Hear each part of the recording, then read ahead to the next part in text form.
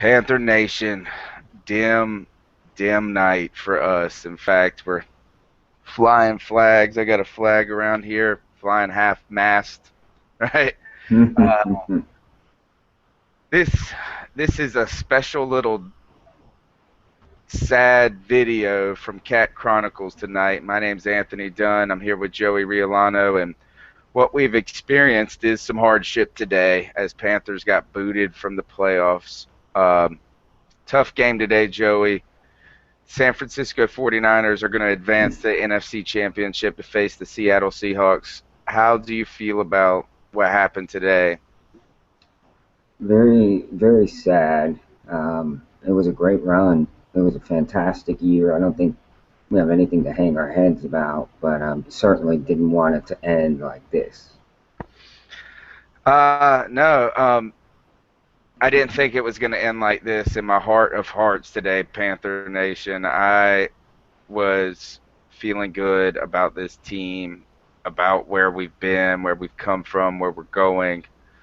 Um, I felt so good today during the first half of that game, Me too. for the most part, Joey. And then it just turned into a drunken kind of heartache. So I guess what we're just gonna talk about tonight, folks, is this: is are there silver linings or are there just dark clouds ahead, Joey, for the Panthers?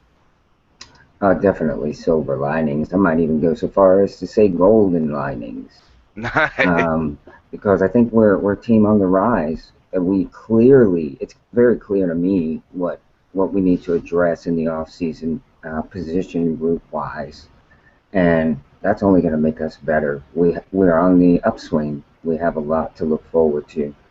Um, your sign back there says it all. There is no success without hardship, and if everything was easy, then everybody would be the best at whatever they did, and that's not the case. You have to lose to win in the long run. Yeah, I agree. Is that I'm going to chalk this up to Panther Nation. Put your chin up. Be happy. Be excited. Do not lose focus on this mere fact that this was a successful season and that today, as Cam Newton said, and he had been quoted in the press conference, this was a bad ending to a great season. But what I see is great opportunity ahead, and let's talk about that a little bit.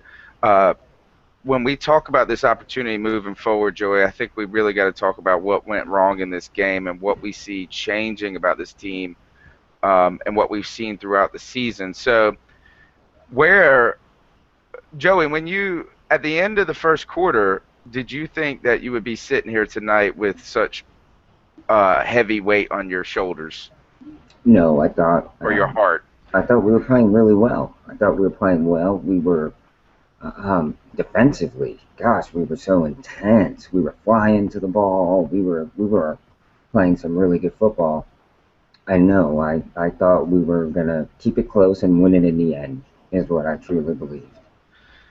Yeah, as Cam Newton said in his press conference, he said this was they let too many opportunities slip through their hands. But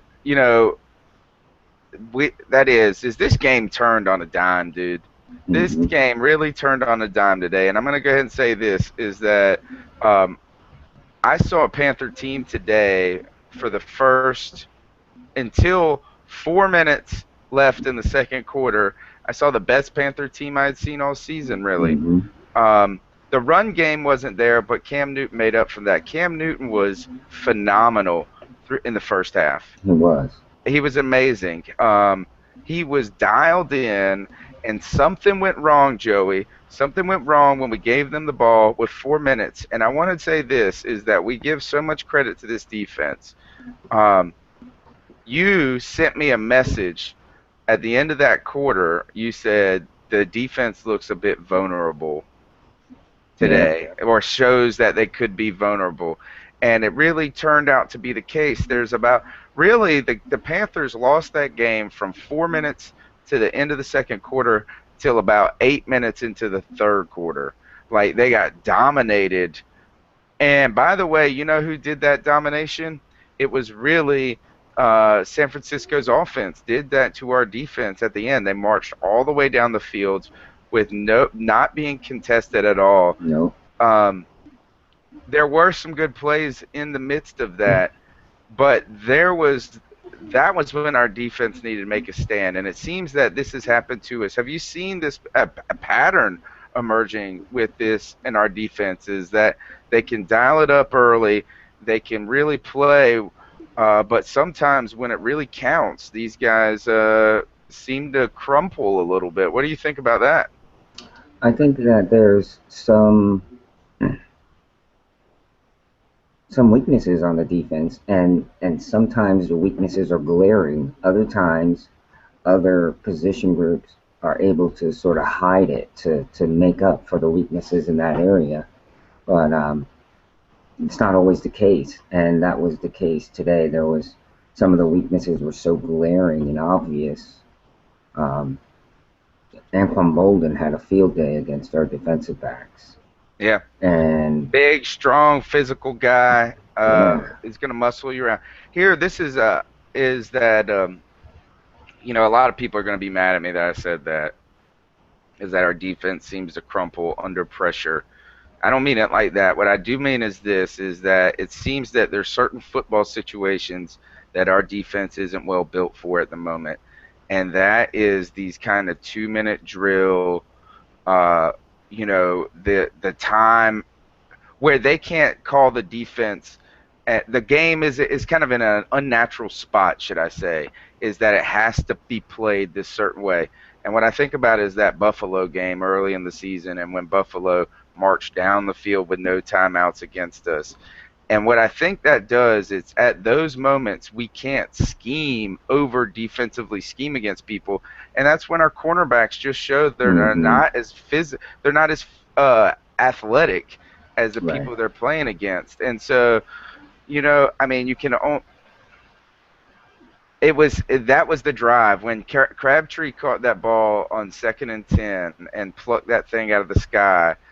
It was just like, oh no, right, I mean, is that these guys are gonna they cross the 50 with ease. mm-hmm, And then that was a moment that I was like, oh, this sucks. And then it really sucked even more when it happened again to start the third quarter off. Well, right, after we went 3-and-out, I think, or right. That's right. well, That's no, right. we didn't go 3-and-out, did we? Did we go 3-and-out early in the third? There was one time we moved the ball 7 minutes and we didn't get any Any points. points? Yeah, I don't think that was the first drive though. I think that was Okay. after they had scored that touchdown. So,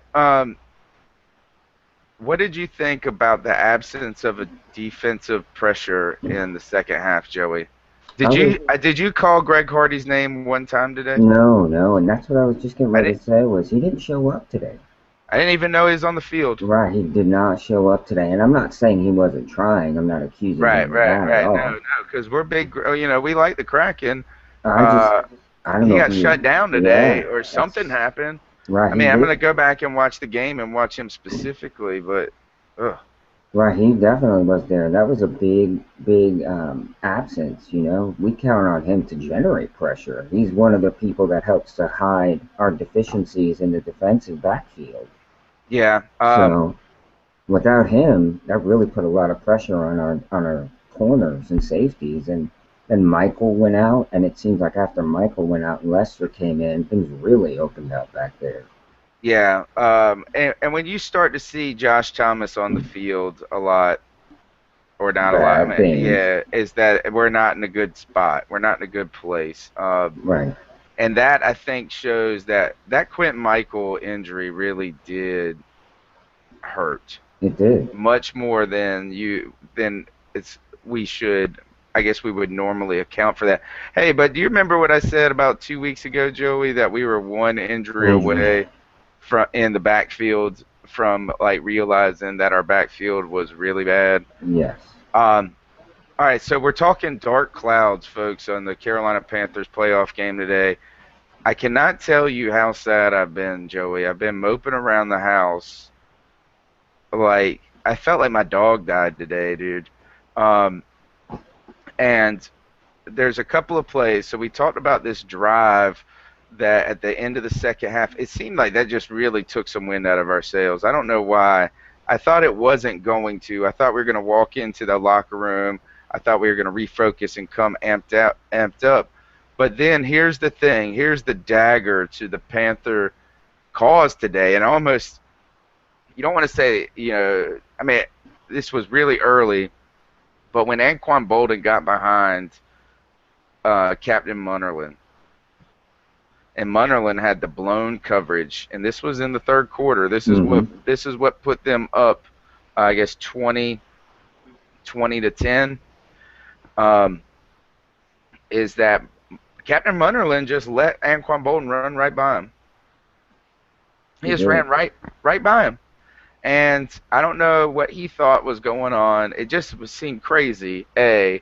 And B, that killed us, dude. What did you think about that when they went up 20 to 10? I didn't think it was insurmountable, but it seemed to be crushing to the Panthers' spirits, defensively and in many ways offensively. Right, I agree. I think once they went up by that score, it wasn't like we were out of the game totally, but it did break our spirits, I believe. Yeah. I think we had just been frustrated with how our defense was playing, and for that matter, how the offense was playing. And that was at that point when they punched it in. I think we just felt like we couldn't win the game, even though we were capable of coming back. I think we beat ourselves mentally at that point.